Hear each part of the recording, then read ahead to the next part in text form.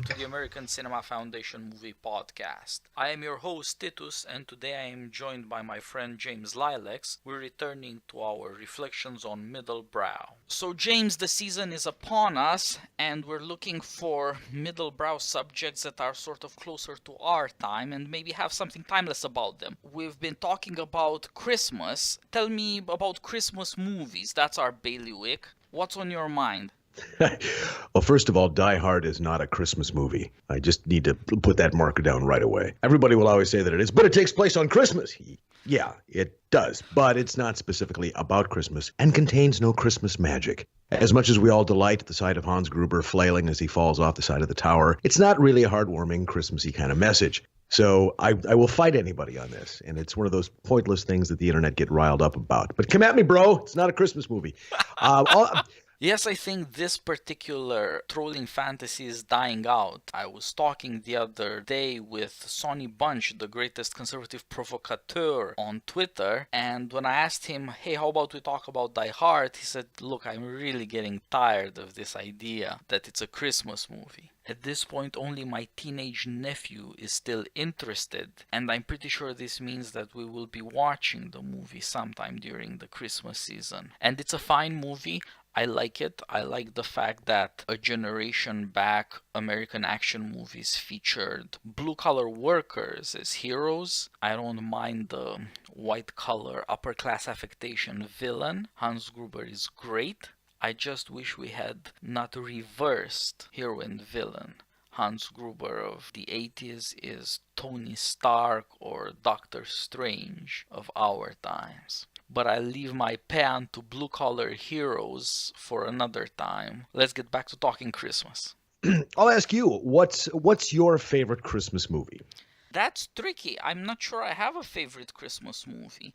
I think mostly, I guess it's A Wonderful Life. Yes, because I'm a great Capra fan. And me too, because it's shamelessly sentimental. It's just absolutely lethal in its sentimentality. But there's a very dark core to it, isn't there? Yep. I hesitated for a little because it's so dark that it almost feels like a New Year's Day movie, like say The Apartment or something like that. Those movies are always very depressive. But you're right. On the one hand, It's a Wonderful Life is good for life. You can love it as a child, you'll love it as an adult, you'll love it with your own children, and forevermore. But on the other hand, Capra was not just sentimental. He was also deeply aware of why it is that people are looking for Christmas magic. Mm-hmm. I mean, at the end of the film, George Bailey is overcome with gratitude because he never got to leave town and pursue his dreams, which is a message. I mean, yes, there's many, many levels, many nuances to what Capra is saying there, and we all appreciate that George Bailey stayed where he is. But when you consider that moment there, the realization that the culture is almost sort of telling people that if they don't get to New York and make it there, that's okay, that there is a life, a worthy life to be led in the smaller places of America, that in their own aggregate are greater perhaps than the people who run off and start plastic factories. Hee-haw. Well, it's a story about redeeming a person. It almost requires that you avoid the if I can make it there, I'll make it anywhere attitude. You have to be with people who know you to see the changes you make in other people's lives. That's part of the genius of Capra. He gave sentimentality the only moral justification you can give it in community.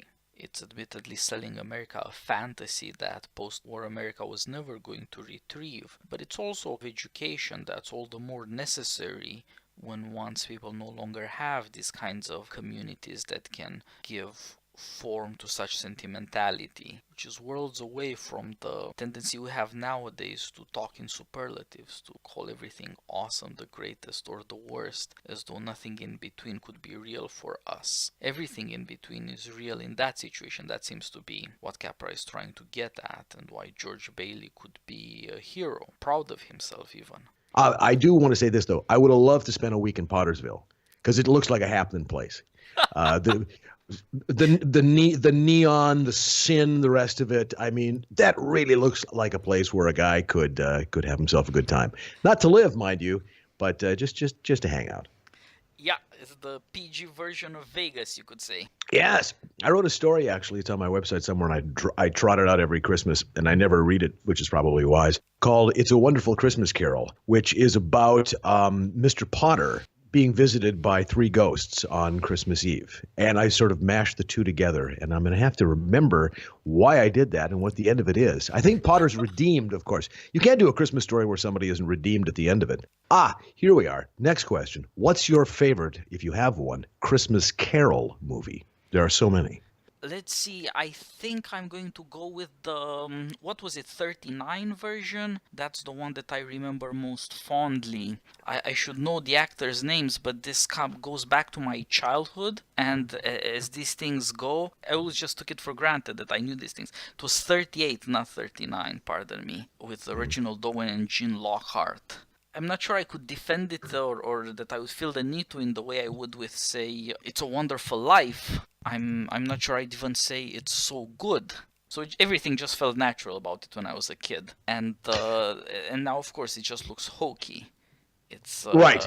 The sets, you have to believe there are mountains in the background and what have you. Everything looks strange. And on the other hand, if you look at for Marley's ghost with the head bandaged and in chains, it's quite strange. It's quite interesting to see how they made him look diaphanous and how they did the back projection. I assume is it's it's a soft spot thing more than anything else. But it made an impression on you as a kid, and that's what counts. One of the scariest Scrooges I ever saw as a child was Mr. Magoo. For some reason, that one just the death in the ghost of Christmas Future in Mr. Magoo was absolutely terrifying to me. Possibly because we saw it on the color television at my grandfather's place. We didn't have color TV at home yet, and so I'd gone from the black and white Scrooges to all of a sudden this vivid image in this otherwise very strange little piece of animation, which is beloved by many, and I'm not exactly sure why. It's very stylized. It's very 60s UPA. I'm not crazy about it, Yep. but it made an impact at the time. So that movie drilled into me. And the other one, which I probably saw on some Saturday afternoon around the time, was the 1951 Al Star Sims version, which to me was always the greatest, my favorite, because for whatever reason, the look, the feel, the way they captured the Victorian era, the acting, that was the Scrooge for me. Now, when you mentioned the special effects and how hokey sometimes things look later, if you look at the Patrick Stewart Christmas Carol, it's exquisitely done. The sets, the production, the design, it's all very well done, and it's one of my least favorites, simply because Patrick Stewart seems to be acting. He's acting a lot. And while I love to watch Patrick Stewart act a lot, at the end of it, I just say, well, this is a holodeck program that Captain Picard ran for his own amusement. So you have a 38. That is the only one I really dislike. I'm not sure quite why. I guess it's because I saw it later. It is very lush. Everything is almost ostentatious about how it wants to be authentic. But you're right, he's just a very unlikable guy. This was a Hallmark production, and so everything's excessively theatrical. It seems like it was made for an audience that's already aware that this is nothing but make-believe. It's smug in that way. Or maybe a better word is nostalgic. For the people in the times when this sort of show was appreciated, maybe naively. Yeah, I was thinking about this the other day too. When Scrooge goes home and hallucinates Marley, when he has the first visitation from Marley, right? What does he say? He say, "This is not you. You're just a bit of underdone potato." Is that what he says? Something the line? Like that. It's an interjection joke. Underdone turnip it is, moldy cheese, beef. These are the examples he gives to say that the senses are easily disturbed. Right. How many people actually hallucinate the talking version of their dead business partner when they've had an insufficiently microwaved piece of potato? Nobody. Unless it's covered with a fungus that gave people St. Vitus's dance or something like that. But still, I don't believe so. Yeah, I agree. That line does stand out, and the whole beginning of the conversation between Scrooge and Marley. And I think this is Dickens showing some of the stuff that he's up to. Scrooge's materialism is very rationalistic. He's skeptical even of his own senses. That's also, in a sense, part of why he's so alone in the world. He has a certain contempt for his own body, for his own flesh and blood, which is, of course, the thing that he shares with everybody else. And it seems to come from a moral source. That's the great moral virtue of Scrooge, seems to be extreme self-control. He's not bothered by hunger, cold, or things of that kind, and it makes him unkind to other people. But anyway, it's not a great line. You're right that it stands out. Anyway, so Christmas movies, I think these days are hard to do because the artifice required is obvious, and because the people doing them, well, I shouldn't say that, because Hallmark Channel, I think, turns out something like 25, 30 Christmas movies a year, and I'll bet that half the people who do those are motivated by conviction and belief as much as money. Because there are Christian production houses out there that are eager to do things that meet the needs and coincide with the views of the Christian population. I just haven't seen them, so I don't know if they're pathetic or brilliant or what. I just saw the other day a trailer for one of these productions. This one more on women and romance and materialism side rather than Christianity. And it attracted my attention because this production called A Christmas Prince, whereby a feature writer just like yourself is sent somewhere in Eastern Europe to interview a prince. So it could happen for you too, James. This is filmed outside the old, the exteriors are done at the old King's Palace in the Carpathian Mountains, the Romanian King's Palace. And it's a lovely place, it's a lovely palace. And of course it kind of strikes you. The wife picked it up like that from the trailer. And we checked with the filming locations. Yep, there it is. But those things keep happening. This was a Netflix production, by the way, so they're getting in on the action. Just recently, we had a Ricochet post about this with ample discussion, and I'll admit, very enjoyable sarcasm about all these movies Hallmark is producing every year and running and rerunning, which apparently do have a faithful audience of obedient, wizened husbands, and apparently somewhat childish and naive wives, and that's why they run through the merry month of December. I'll include a link in the show notes to the Ricochet post so that people who missed it can read it. It's just very, very hilarious about romance and about sanitizing even suburban communities or small towns, rural areas, so that they can be perfectly innocuous. At some point you gotta wonder whether these are romantic fantasies or fantasies about everything being prim and proper and peaceful and prosperous all the time. They don't look impressive as storytelling, and that's the thing that I liked about the old movies. Outside of the Christmas Carol, there's another one that I liked for sentimental reasons, the 1946 Bishop's Wife, with Cary Grant and what's her face, Teresa Wright and David Niven.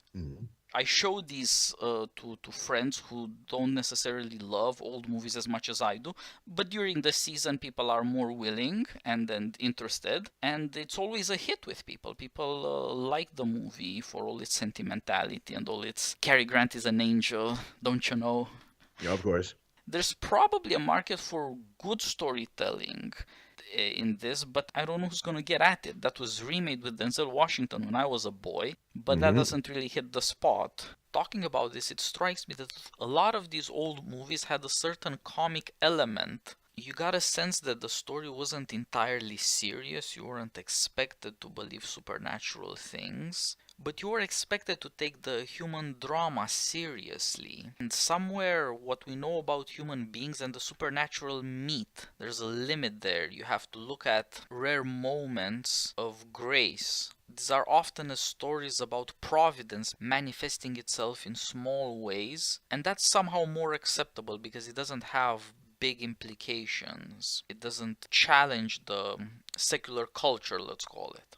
And so gradually the comedic atmosphere, the willingness to play along with make-believe, turns into something somewhat more serious and gives the writers a bit more room to work with the emotions and the moral implications of looking for a miracle, which is what all these stories are about. And it probably helped that the stars were in certain ways more removed from the rest of America. It made these things a bit more acceptable. Now the movies are very, very close to life in some ways, so that it's hard for writers and directors in studios to even conceive of producing this sort of stuff. I assume it feels fake to them, is why this is never done. I don't really know new Christmas movies that have an impact on the culture, that tell people No, this is Christmas in our times, so to no, speak. I think people are happy to recycle the old ones. Holiday Inn, Christmas in Connecticut, because it gives them the sense of connecting with something traditional and historical. Even though a movie like Christmas in Connecticut, if I'm remembering the plot correctly,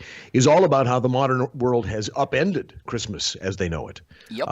You've got a career woman, for heaven's sakes, who doesn't know anything about putting together anything domestic, which at the time had to be realistic to people because she may have been anomalous, but people recognized the archetype. Yep. I mean, the archetype of the 30s writer, newspaper woman, hard driving, hard charging, had been around since for a while. But I mean, she was there for the female audiences to look at and laugh at. She may have freedom. She may be able to go where she wants. She may be living in this incredible place and entertaining a variety of suitors at her age when I couldn't do any of that. But she lacks the skills I have, which make it possible for to keep my domestic environment together. So that's one view. You can read it on all kinds of levels. And then there's The Man Who Came to Dinner. Have you seen that movie? Actually, it's a play. I know the title, but I don't know that I've seen this. Monty is I'm going to have to quickly IMDb this because it's been a while since you look it up, and I'll say a few things about Christmas in Connecticut. That's a movie I'm especially fond of because it shows you that Christmas in the countryside, the white Christmas, is already an American fantasy that people in storytelling had better confront. This woman makes up a perfect Connecticut farmhouse housewife life with husband and children and exquisite cooking that her readership can enjoy vicariously. And she doesn't even enjoy it vicariously, so to speak, because she just doesn't get it. She sells people something they want to buy, a fantasy, but she's not part of it even at the level of fantasy. And there is more than a little, as you suggest, of rubbing the character's nose in it, because at some level she would want that too. That there's something to the story that's very attractive because of what it says about the element of love, living in the element of love. And coziness just sells that in a way very few other things can.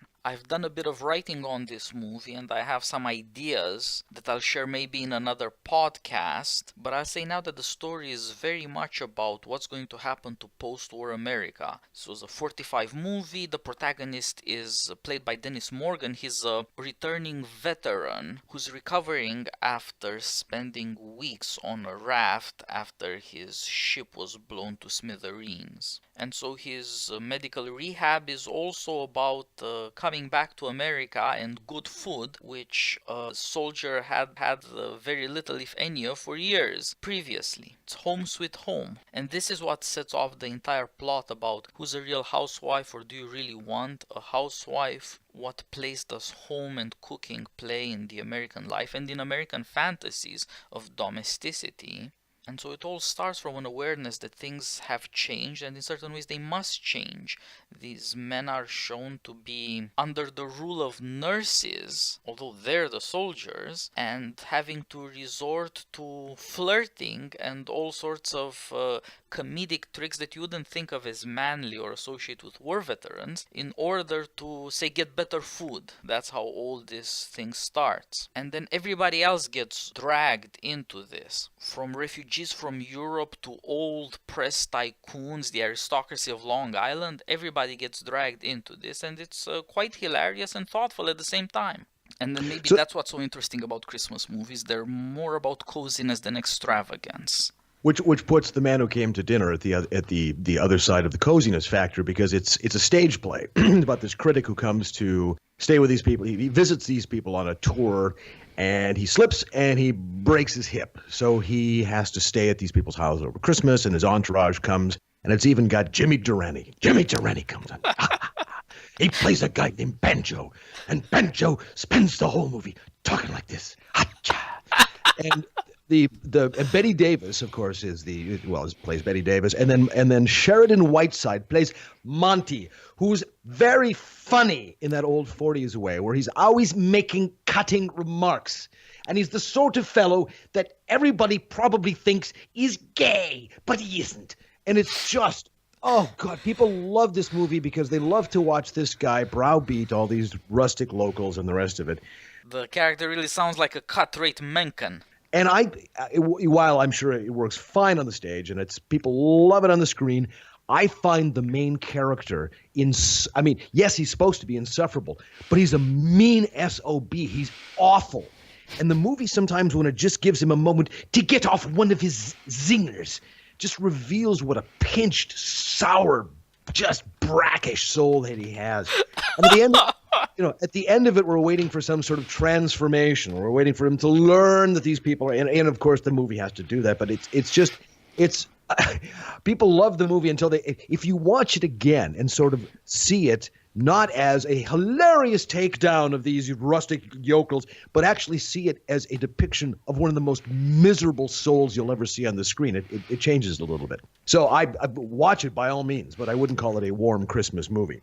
That brings us maybe to A Christmas Story, which I think ought to be a more polarizing discussion than perhaps it will be. But what do you think of the movie, which, in its very name says, here it is, the Christmas Story? Overrated. I thought it was funny, but it doesn't seem Christmassy. It's a very cynical story. There's so much failure that, it's only Christmassy at a certain existential level. Christmas is what you're left with after the dog steals your turkey. Yeah.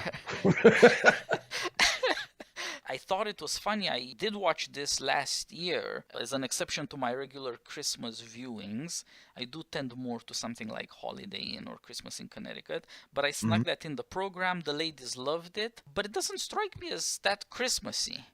Well, it has a visit to Santa, doesn't it now, though? It has the departments.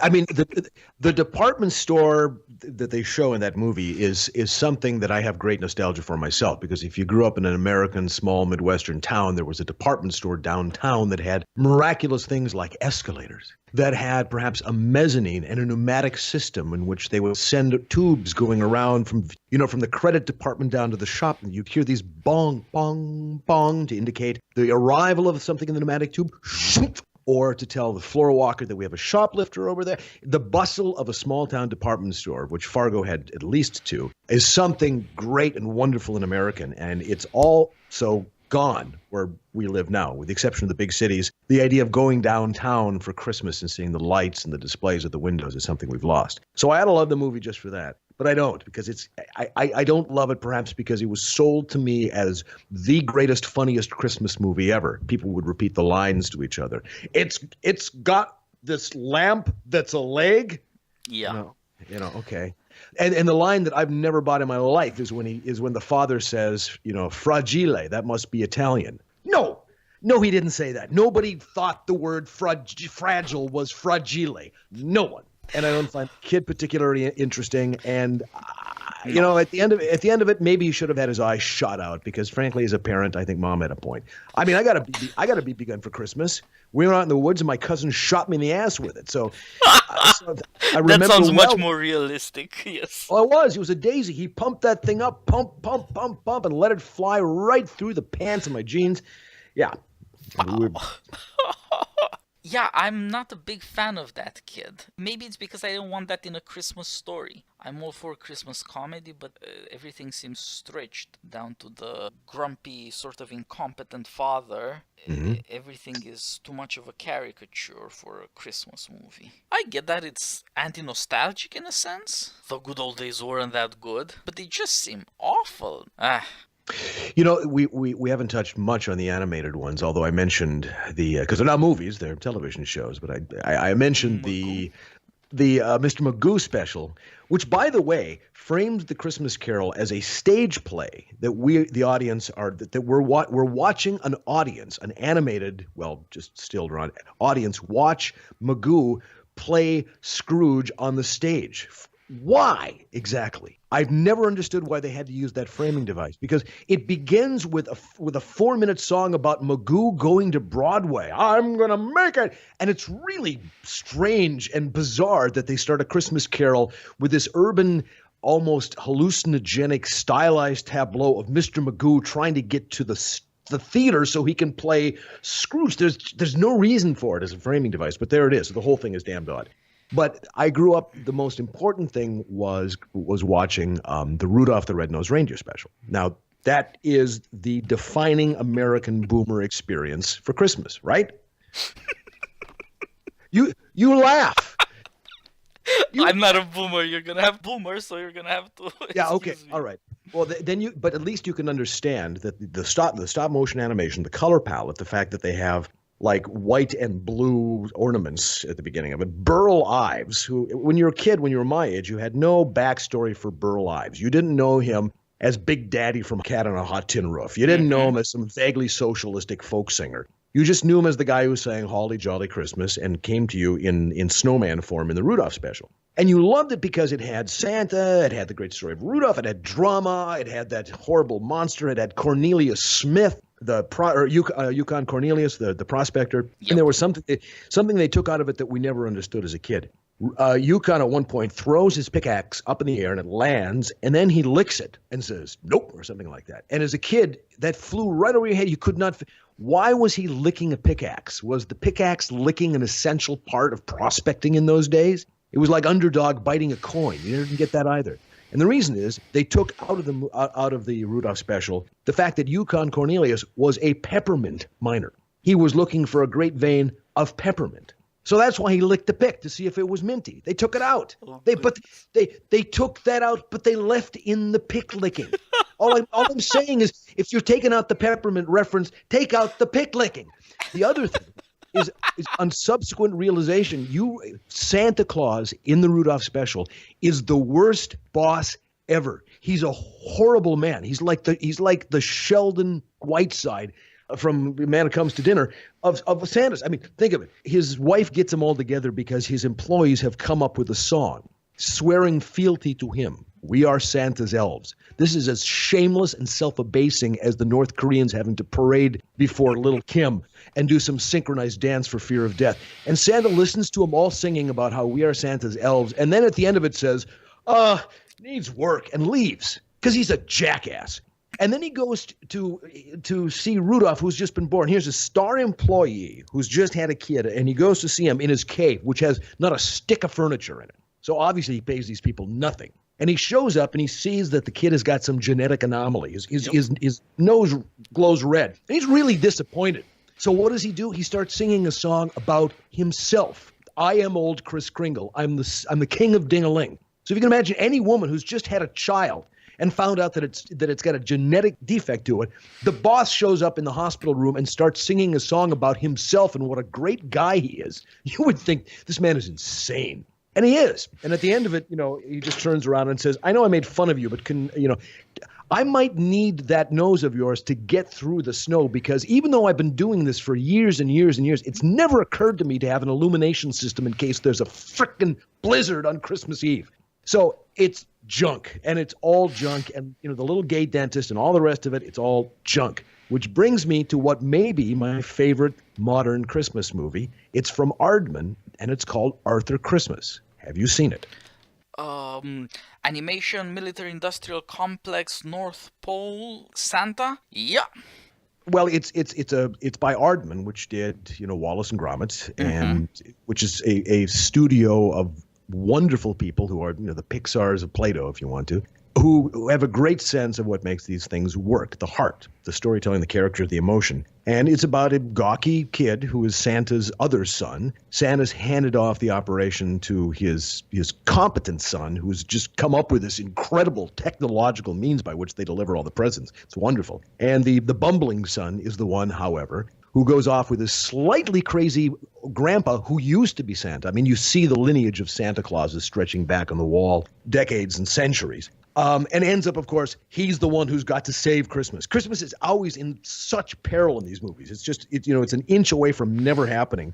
But it is a wonderful story, and Aardman does a great job with the translating their look and feel of their clay to computer animation, and it's just got it's funny, it's short enough, it's got heart, and it's sort of it was a family tradition around here for a while until until daughter out and she'd seen it enough. I think we're going to give it a couple of years, and then we'll go back and see it again.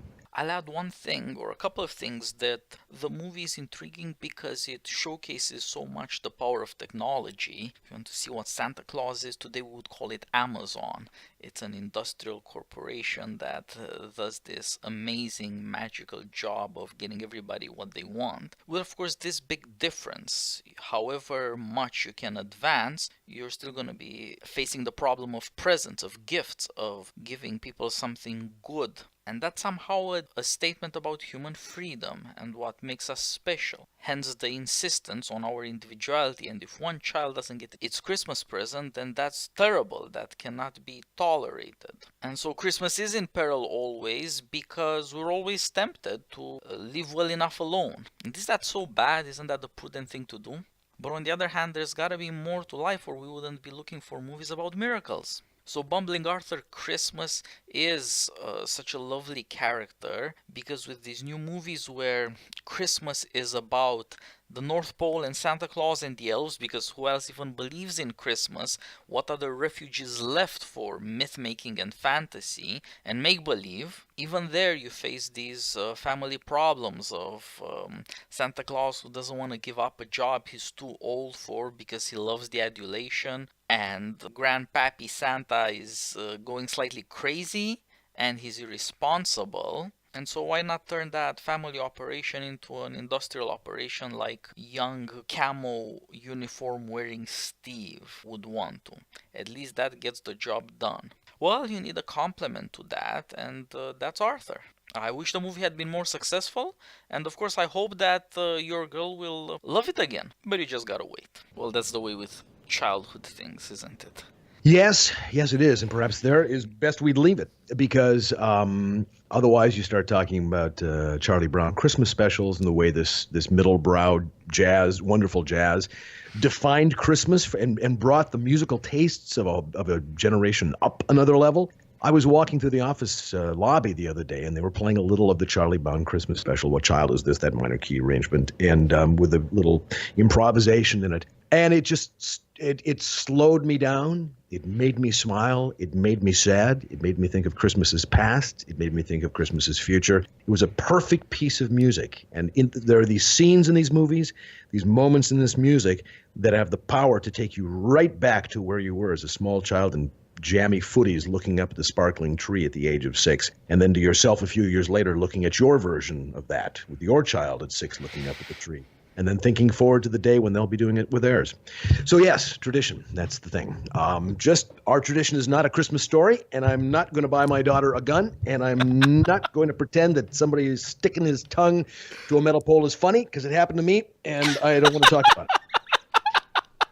I got to run, my friend. We'll talk again, perhaps maybe next week, next month. We won't be talking about New Year's movies because it's not like there's a lot of them we can discuss, is there? No, and they're not that fun. James, thanks a lot for joining me again. Let's do this again sometime next week. Absolutely. And you've taken us on quite a journey through all these movies, and with enough to leave over for another podcast another time. There's one new movie that I do like, the Elf Christmas movie. There's a chance to talk about the Charlie Brown Christmas short, and so something to look forward to. Take care, meanwhile. And I'll leave you with this. Die Hard 2 is a New Year's Day movie. I insist. Come at me, Internet. I'll fight you. Okay. Take care, James. See you later. Bye-bye.